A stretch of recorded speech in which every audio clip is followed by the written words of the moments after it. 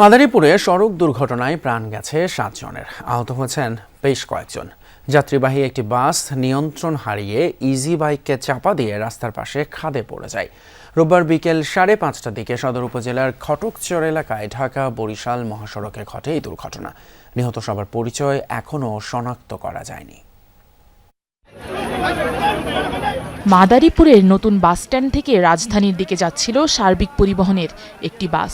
ঢাকা বরিশাল মহাসড়কের মিলগেট এলাকায় পৌঁছলে বিপরীত দিক থেকে আসা ইজি বাইককে চাপা দিয়ে পাশের খাদে পড়ে যায় যাত্রীবাহী বাসটি।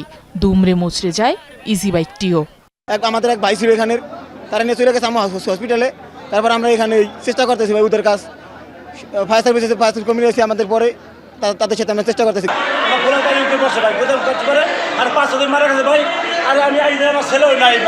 এইভাবে নির্মমভাবে চাপা দিয়ে মারা হয়েছে, ওর নেশা করে আমার ভাইকে মারা হয়েছে, নেশা করে আমার ভাইয়ের গাড়ির উপরে গাড়ি উঠে দিয়েছে।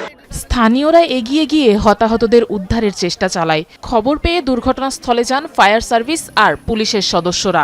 এ সময় ঘটনাস্থলেই প্রাণ হারান 3 জন, আর আহত 10 জনকে উদ্ধার করে পাঠানো হয় হাসপাতালে।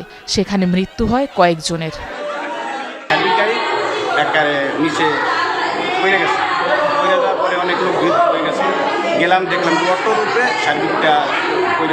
অনেক মনে করেন এই রাস্তাটা অনেক সরু আর পরিবহনের প্রচুর চাপ এই রোডটাই, এই কারণে বিশেষ করে পরিবহনের অনেক বেপরোয়া চালানোর কারণে মেন এই দুর্ঘটনা হওয়ার কারণ। এই একজন ওভারটেক করতে গেলে আজকে যে দুর্ঘটনাটা হয়েছে, আমরা চাই এরা যে 4 লাইন হোক, যত দ্রুত সম্ভব এই রাস্তাটা জানি 4 লাইন হয়।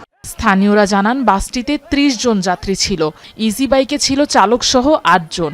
দুর্ঘটনার পর বাসটিকে উদ্ধার অভিযান শুরু করেছে পুলিশ ও ফায়ার সার্ভিস।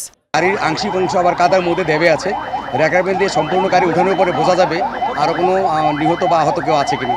নিহত থাকার সম্ভাবনাই বেশি, কারণ কাদার মধ্যে যেহেতু গাড়ির আংশিক অংশ ডুবে আছে, তা আমরা সম্পূর্ণ এটাকে রেস্কিউ না করা পর্যন্ত আমরা ঘটনাস্থলে থাকবো। নিহতদের মরদেহ ময়নাতদন্তের জন্য হাসপাতালের মর্গে পাঠানো হয়েছে। এ পর্যন্ত পরিচয় শনাক্ত হয়েছে বাস চালকের সহকারী সহ 3 জনের। আফরোজা লামিয়া, যমুনা নিউজ।